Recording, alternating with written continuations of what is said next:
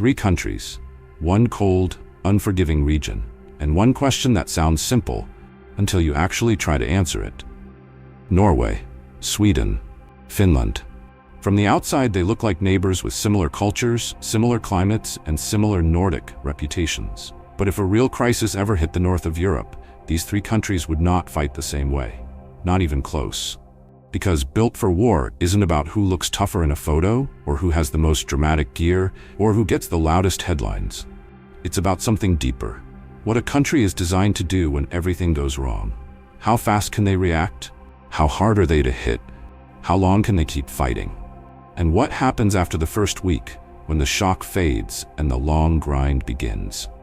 So today, we're putting Norway, Sweden, and Finland on the same table, same standards, same questions. And we're going to find out who's actually built for war.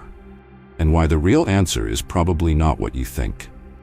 And quick favor, if you like smart military comparisons with real strategy, real geography, and real stakes, hit like and subscribe right now. This is part of an ongoing Nordic series, and you'll want the next one. Now, before we compare anything, we have to define the phrase built for war. Because if we don't, this becomes a pointless argument. So here's what built for war means in this video. First, readiness. When the alarm goes off, how quickly can a country move from peace to action?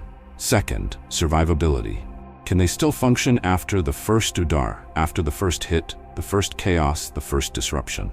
Third, scale. Can they grow bigger? Can they replace losses? Can they mobilize people and resources beyond the small professional force? Fourth, specialization. Do they have a particular battlefield where they are unusually strong? Sea, air, forests, winter, logistics, intelligence. And fifth, the team factor. How well can they plug into allies? Because modern war is rarely a solo game, especially in Northern Europe. With that in mind, let's talk about the one thing that quietly decides everything. The map. The map is the first general. Norway is shaped like a long, jagged wall beside the North Atlantic. Its coastline, fjords, mountains, Arctic distance, and a huge amount of territory stretched thin. Norway's security is not just land security, it's sea routes, air routes, and the high north. Sweden is the giant in the middle. It has depth, it has space, it has a central position that touches the Baltic region and acts like a bridge between north and south. And it has something the other two rely on in a long war: industry. Finland is different again. Finland is built around one brutal fact. It has a long border with Russia. That changes everything. Finland's entire defense mindset is shaped by the idea that if the worst happens, it won't be far away. It will be close, it will be land-based, and it will be personal. So right away, you can see the truth. Norway is designed to protect coastlines and the high north. Sweden is designed to provide depth, balance, and sustainment. Finland is designed to resist and survive. Now let's break them down one by one, starting with Norway. Norway is the kind of country that looks small on paper and dangerous in practice. It doesn't have a massive population. It doesn't have endless manpower. So Norway leans into what it can do best: high-end capability, fast reaction, and operating in extreme conditions that other forces struggle with. Norway's geography forces it to think like a maritime and air-focused nation. The coastline is not a side detail, it's the entire battlefield. Sea lanes, submarines, surveillance, coastal defense, air policing, and northern basing all matter. If something kicks off in the high north, Norway becomes a front door. Not just for itself, but for Allied movement, Allied reinforcements, and Allied intelligence. Norway is built for the early phase of a crisis, the moment when speed, clarity, and coordination matter the most. It's also built for a specific kind of harsh reality, operating in cold, dark, remote, stormy areas where logistics aren't easy and weather can punish mistakes. Here's the simple way to think about Norway. Norway's advantage is quality plus positioning. It is strategically placed, it has deep experience with Arctic operations, and it's structured to work with allies quickly. But Norway's trade-off is also obvious. In a long war, pure numbers matter. Replacement cycles matter. Manpower depth matters. Norway can fight hard, but it does not want a war that becomes a slow, endless grind. Norway wants to be sharp, fast, and connected, holding key areas and enabling others to flow in. Now, let's move to Sweden. Sweden is the country that people misunderstand the most, because Sweden has a reputation in some places as calm, neutral, almost not military. But that image hides the reality. Sweden has long thought about national defense. And Sweden has something that becomes priceless the moment war stops being a headline and starts being a supply problem. Industry. Sweden's strength is not just what it fields on day one, it's what it can sustain.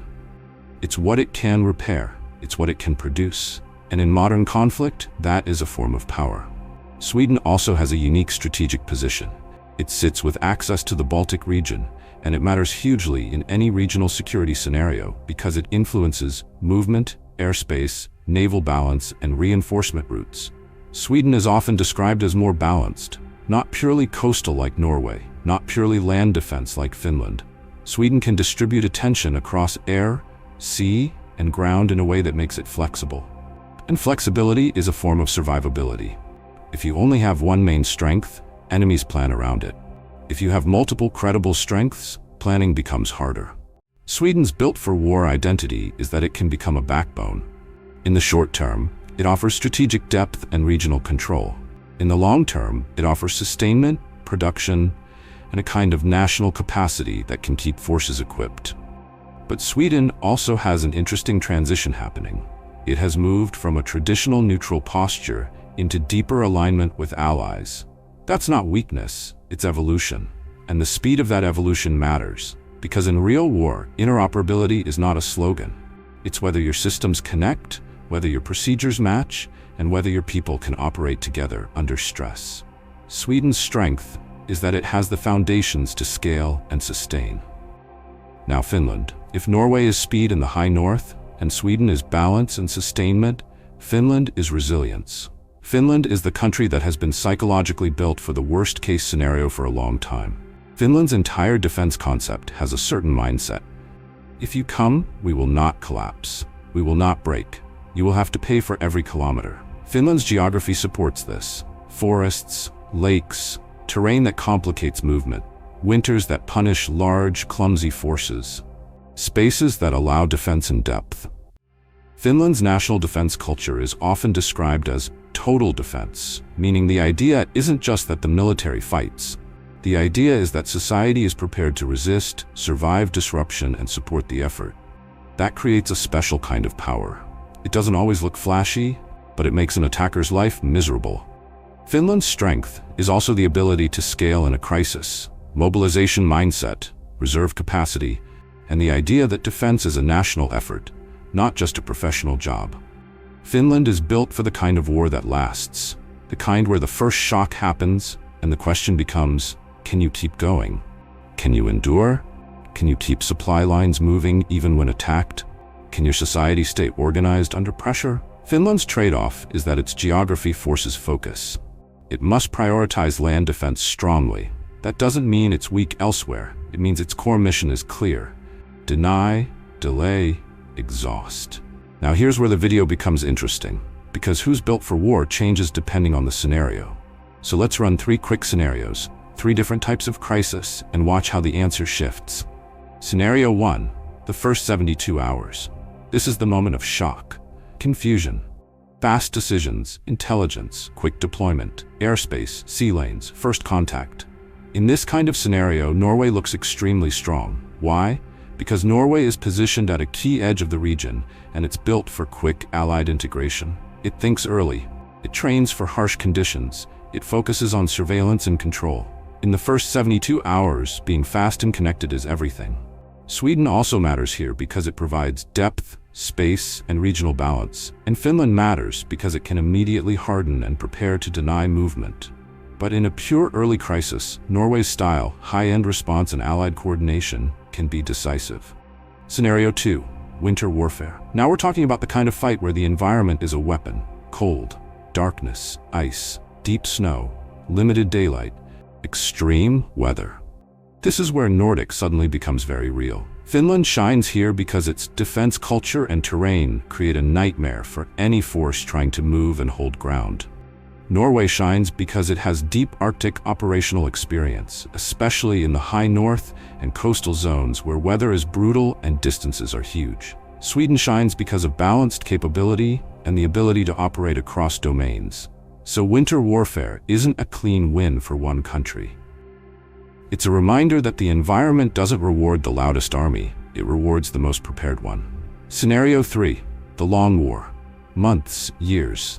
This is where people's assumptions collapse, because the Long War isn't decided by the first week, it's decided by sustainment, repairs, replacement, industry, mobilization, logistics under pressure. And in that world, Sweden becomes terrifyingly important, because the side that can keep producing and maintaining capability becomes the side that still has options 6 months later.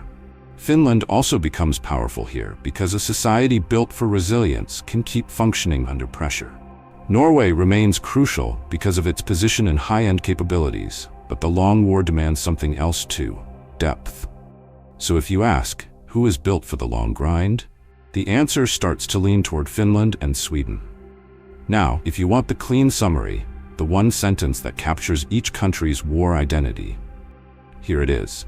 Norway is built for high-end, fast-response war in the high north, especially with allies. Sweden is built for balanced capability and the industrial backbone of a sustained conflict. Finland is built to resist, endure, and make invasion or occupation painfully expensive. So, who's actually built for war? Here's the honest answer. All three are built for war, but for different types of war. Norway is the spear tip in the north, Sweden is the backbone and the bridge. Finland is the fortress that refuses to fall. And that's the real twist. The strongest Nordic military is not one country, it's the combination.